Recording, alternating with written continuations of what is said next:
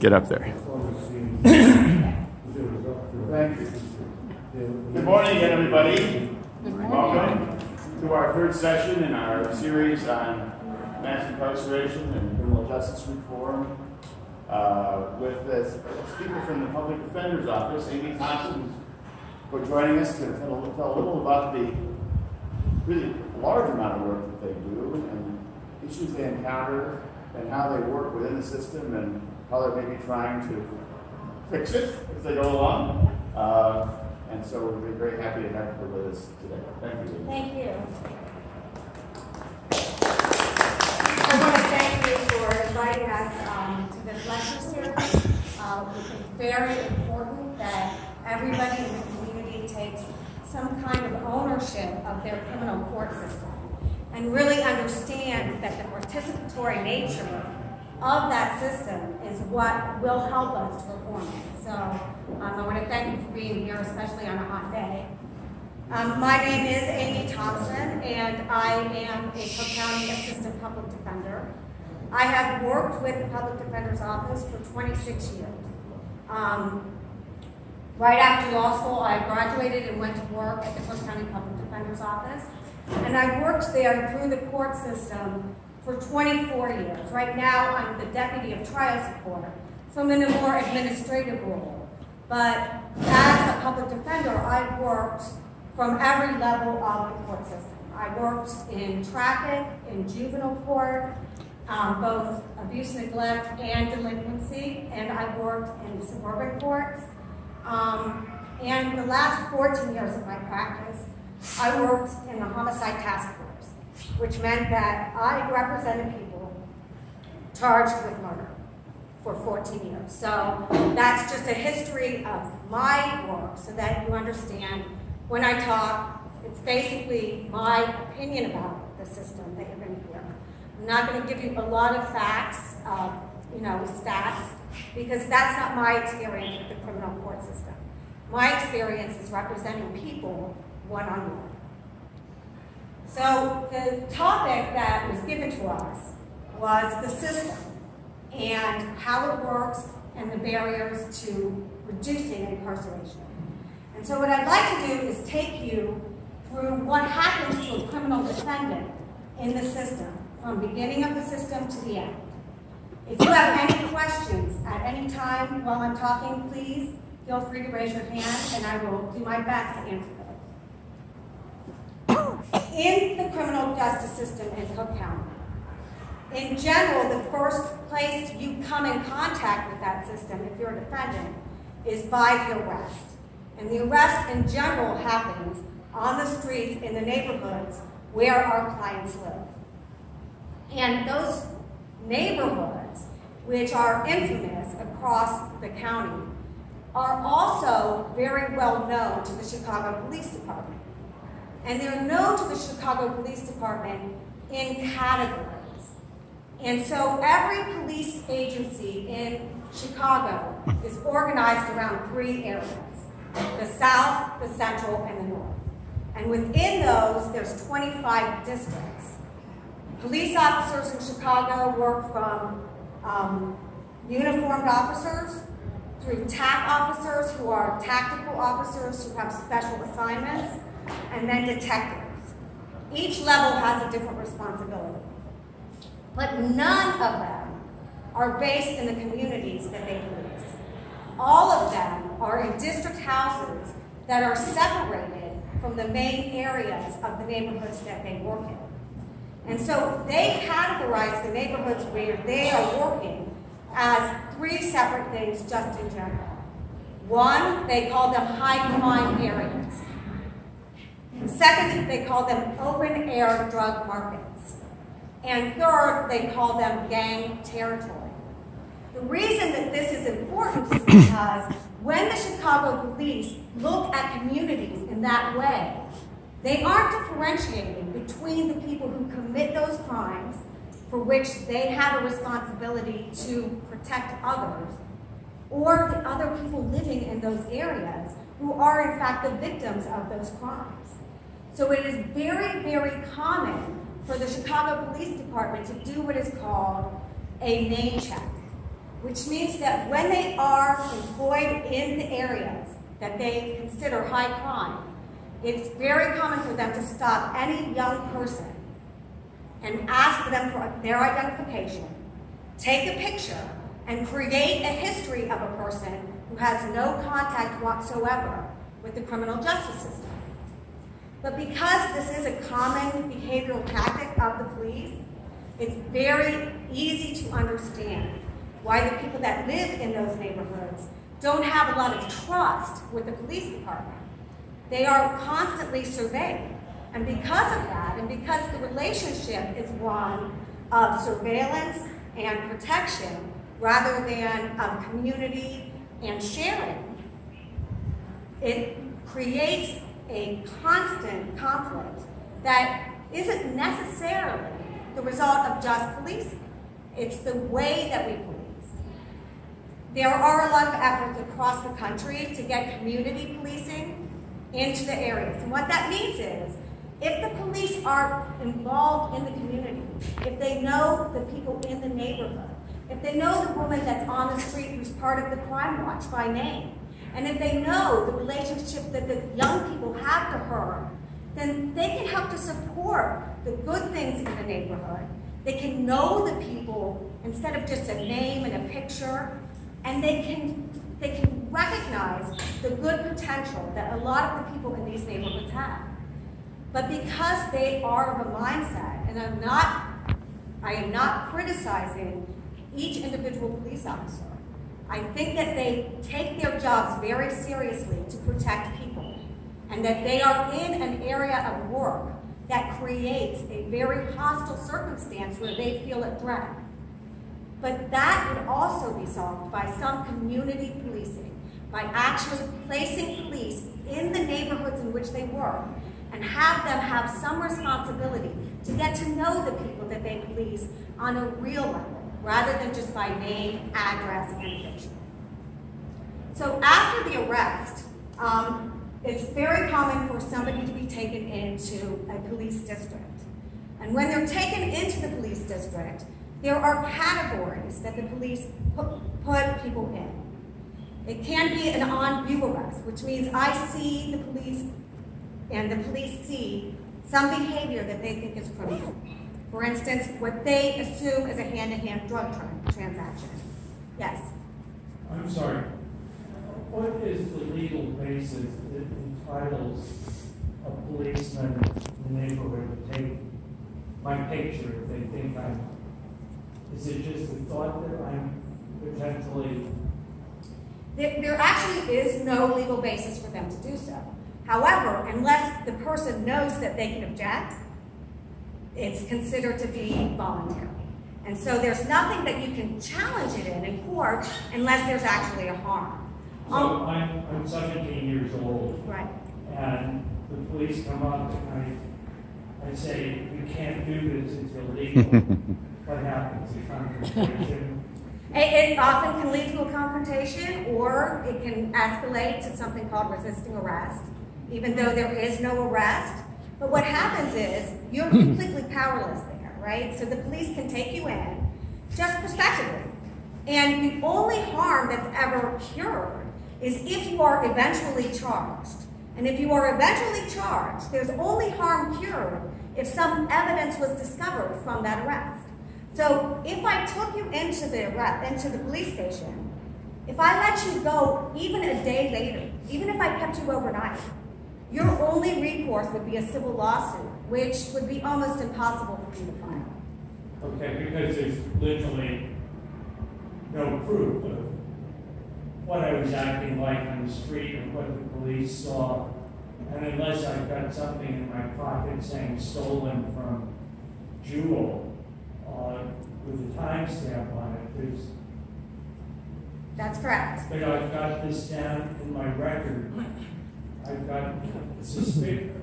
It usually will not be in your record if it's not an official arrest. But if they do say that it was that they bring you in for disorderly conduct or resisting arrest, you're right. It does create an arrest record for you, even though later on there may be a finding of no probable cause. And so then it can't be expunged from my record. Fortunately for us, it absolutely can be expunged from your record as of now. There was a House bill that was passed just this last session, which allows for something that's called immediate seal. And what that means is, if you appear in the court and your case is dismissed, or there's a finding of not guilty, or there's a discharge, anything short of a conviction, if you have a motion in your hand to file, you can give it to the judge, and the judge has the absolute duty to seal that record so that it is not searchable for job opportunities, for housing, immigration status. But it's the kind of thing that you have to know about right when it happens. 17-year-old I'm not going to know about. Right. Well, fortunately, because it's such a new thing, and it really is a forward-thinking law that we've needed for some time, there will now be motions right there created by the clerk of the circuit court. All you have to do is fill out your name, the case number, and hand it to the clerk in court. So hopefully, somebody in the courtroom can tell you to do that right then and there. You'll have missed no opportunity. But it's addressing exactly the kind of problem that you see in what the behavior was up until now. I'm just asking about the picture. Is that something that is done on the street with one's phone, or is it done in the police office? It's generally done on the street with a phone. So in other words, they're not taken in, they're just having the picture. And what happens with those pictures is the police create these large books. And when a crime is committed in the neighborhoods in which the contact occurred, they'll go through the book. And they'll have people look through it to identify anybody in there, even though they've never should have had any contact with the police. It's also very suggestive that only people in this neighborhood who have been contacted by the police are likely to have committed these crimes. And so it really limits the pool of people who can be identified when a serious crime happens. My understanding of this is, or concerns, is like the surveillance that they have, like the NSA, it's coming down from the street lights or whatever, you know, and you see how they zoom in on them and they're just tracking people all the time.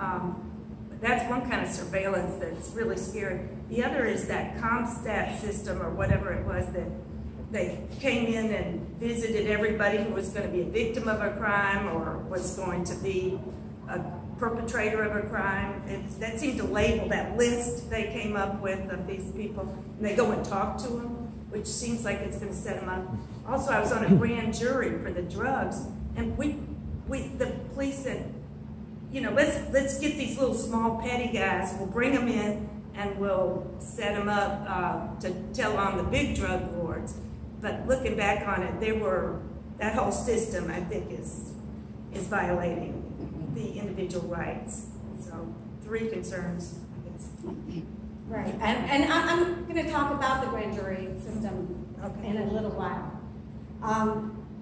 Getting back to what happens when you're in police custody. A lot of people are fortunate to never have to have any contact inside a police station. But when most people have contact inside a police station, they're at the front desk. They're talking to the sergeant who's in charge of whatever watch it is. And the watch is just a term for the shift, right? And so that's usually the depth of your contact, unless you've seriously been victimized, in which case they might take you somewhere and speak to you in private. But if you're taken in as an arrestee, it's a completely different system. And they categorize the arrest in 2 different ways. The first is an on-view arrest, something that's quick and something that the police officers saw happen on the street. If the decision to make that arrest is completed, if the police decide this is an arrest and we are going to hopefully charge, you're immediately taken to a cell. Your shoelaces are taken away, you're searched, you are given a preliminary medical exam by a nurse who is on staff there, and you are placed into that cell until at least the next morning when you will go to hospital. In the past, it has been the practice that unless somebody has a lawyer that shows up at the station at the time, that the first opportunity to speak to a lawyer would be at the bond court. If it's a more serious crime that requires a deeper investigation, where witnesses have to be talked to and where the person who's arrested might be questioned, then it's a different process. In that process, the person is taken into a 6x8 room, and those are the large ones. There are some that are 5x5, where the only thing they have to sit on is a metal bench. It's usually made, the room is usually cinder block or cement. Sometimes there's a ring for a handcuff, and sometimes you're handcuffed to that ring, and sometimes you're just sitting on the bench. There is a door that either has no window on purpose, or if it has a window, the police cover it, so that you cannot know how much time you've spent in there. There's no access to a watch. If you have a watch on at the time of arrest, it's taken. There's no clock on purpose. And what's done is you're left to sit there with the door closed and locked and told, if you need to go to the bathroom, knock on the door. And other than that, there are no other instructions given. Then the police go about their business, and for hours and hours and hours, that person can sit there. In fact, it used to be that there was a case law that said the maximum amount of time you could sit in that room without seeing a judge was 48 hours. But that case was overturned by the Illinois Supreme Court. So now there is not a case that says a specific limit of time. And in a serious case, it is not unusual for somebody who is being interrogated to sit in that room over 60 hours. They get food, they get access to the bathroom, but they don't, generally, we're not told that they could have a phone call. And generally, we're kept segregated from everybody else. A few years ago, there was a law passed to begin to record everything that happened in that room. And originally, that was only for homicides. But it has been expanded over the years to include several of the major crimes. And what we learned when we got those tapes was exactly what we had suspected as public defenders for a long time, which is that the police were coercive in ways that were both brutal and manipulative. And when they would come to court, that was never something that they testified to. In fact, they would deny it almost with the same words every time they testified. And so for decades, we were doing motions to suppress confessions based on reports written by the police officer who took the confession and whose only witness, besides the person who was charged with heinous crimes, was the police officer who took the statement. And he would come in and say, we followed every rule in the book. We made sure that he knew what his rights were. He agreed what his rights were. He wanted to talk to us. He told us everything we wanted to know. Well, of course, when we got the videos, we found that it was hard for them to change their behavior. And for several years, you could see exactly how brutal and manipulative, including beatings on video that the police knew were being videotaped. But because now it is videotaped, we have a look into what's happening in that cell. And their behavior has been forced to change. And so they have been more forthcoming with their rights.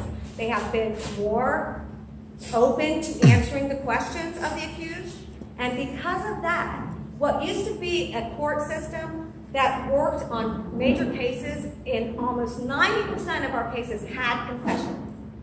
After the ERI, which is the electronic recorded interview, was introduced, that number has dropped to less than 20%. And it's not because people wanted to talk less. It's because we got to see how they were made to talk, and the behavior was forced to change. And so the problem is that there's still people who are there. There's nothing stopping them from staying there for 60 hours with no outside contact and not being able to even see whether it's daylight or night.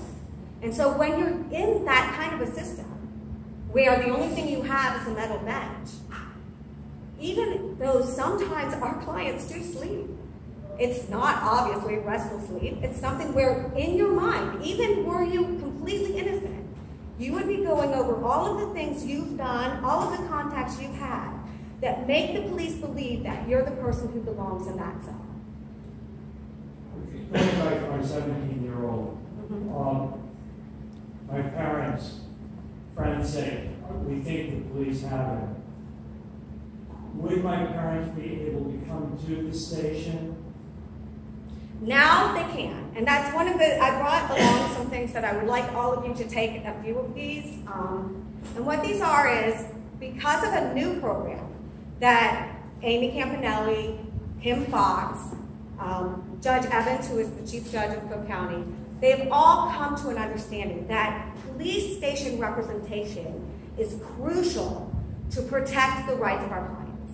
Not just under the 5th Amendment, but also under the 6th Amendment of the U.S. Constitution, against their self-incrimination, because they can't possibly, almost none of the people who are arrested by the police have the kind of level of education where you can really expect that they know what the right to remain silent really means. It is natural for somebody without that kind of education to accept that if you don't tell your side of the story, that it's going to look bad for you in front of people who don't know or understand who you are. And so there was a real incentive. And so these are just flyers and cards. And recently, the Chief Judge has ordered that even though the Public Defender Act says that we are only appointed in court, he found that there was such an important interest in the 5th Amendment and 6th Amendment rights of our clients that we can be appointed provisionally to now go to the police station and to represent people who are being questioned. And that is a sea change for us. It is a huge advantage to our clients, because finally they're going to have someone there whose only interest is to make sure that they know what their rights are and how to protect them. And so in every Chicago Police Department, they are posting a poster with a phone number that is a direct contact line to us. And anyone who asks for a lawyer is given that number, and they can now make that phone call, and we will send somebody to represent them at the police station. And because that behavioral change is happening at the police stations in Chicago, it's also Cook County, it's countywide now. We've noticed that the police are more willing to allow family and friends to come into the police station too. I think they feel there's kind of a break of that code of silence and that box mentality, and we hope that it continues. Certainly the police chief has been very, very helpful with this, especially given the Department of Justice report that I'm sure most of you have heard about. Can you comment on the extent to which these problems that you describe at the police station and any actions to address them are also common or at all present in other counties in Illinois, where I suspect, I have reason to believe, the issues are the same? The issues are exactly the same. All counties in Illinois, the ones I'm familiar with are the color counties, Lake, DuPage, and yeah, they have exactly the same situation. And they do not have this order from their judges supporting police station representation. This is a trend. I think Judge Evans and the Cook County system is ahead of the trend. But I do think that it will be coming. One of the issues that's been brought up to us is that it is another area of work on an already taxed public defender system. We already operate with over 4 times the recommended caseload of the ADA. So we already have a caseload that is mostly unmanageable. And this is just an addition to the work we were already doing. So we don't have any new resources to do this. And so it's just, we've just tacked it on just because it's so important to our clients. Do you bring in, like you could bring in community police, people who don't have a law degree, right? That's one thing. I mean, I can't imagine public defenders can do everything, but you could have social workers or investigators that are independent from the police. Right. And unfortunately, right now, we made that suggestion, and because what the law allows is for a legal representative who is a licensed attorney. That's the only thing that they're willing to allow. I'm involved with this Community Police Accountability Council, trying to push for that, CPAC. But also, the two things we're pushing for is the FOP, concern about their undue influence, and also the Lisa Madigan's filed for a consent decree to have the judge enforce this Justice Department recommendations because it's gone the other way. You can speak to that. Yeah, I mean, if you're aware of Jeff Sessions' statement about the Department of Justice and that they should not implement the Department of Justice recommendations for the Chicago Police Department, I think everyone's aware that that investigation arose out of the Laquan McDonald shooting. And it was not an isolated incident. And so there were systemic changes that the Department of Justice has recommended that are not just good policy because they create a better community and that they are more just, but they're also a safer policy for the police. It puts into safety issues. They have more, it's recommending more training. It's recommending better mental health training so that you can identify when somebody is truly a threat and somebody who just needs help and can't be given help. And there's been so many tragic events that result around a misunderstanding by the police about what is threatening them. And if they had the training to fall back on in the field where decisions have to be made very, very quickly, having that training would give them a basis to make those judgments that would prevent them from having to take that kind of action where they felt under threat. So the fact that the FOP is fighting it and the fact that Sessions said that it shouldn't be is so disheartening for everybody. The FOP, if anyone believes that unions are not strong, the only strong union I know is the FOP. And it almost absolutely controls the Chicago Police Department. And so it's hard to break it, but at least there are people with the will to do it, even on the police department now. And so hopefully those changes, and they have committed to making a good number of those changes, even after Sessions said that it would not be forced on them from the Justice Department. I think just a little moment ago, but I was wondering if you could talk a little bit about the selective subject list and how it impacts your office, and more broadly, how you think data analytics and data science can be deployed productively and appropriately. Could you repeat the question?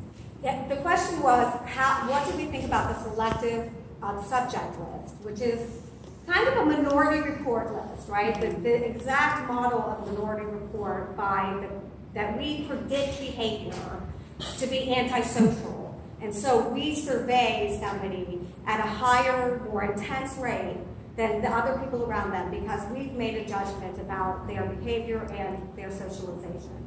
So it's really the kind of thing that is unproven, and not only unproven, but it is based on just horrendous assumptions about the kinds of people that the police expect to have to deal with.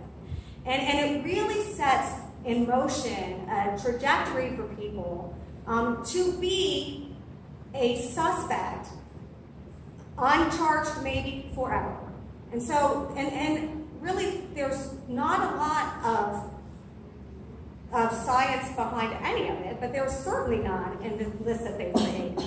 And so reliance on it, while we can test it, it's unfortunately, we have so much to do with the representation day to day that we really look to people like the Appleseed Foundation, all of the people in the police accountability. There's several groups.